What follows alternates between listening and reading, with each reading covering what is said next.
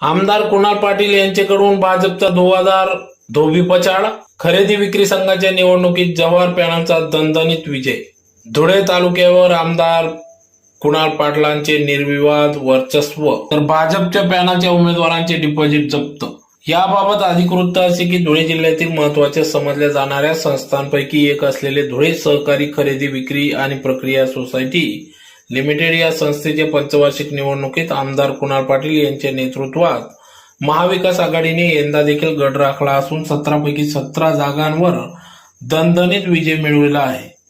भाजपचा दारुण पराभव करत भाजपच्या पॅनलचा धुव्वा उडवीत भाजपाला पुन्हा एकदा धोबीपछाड आहे.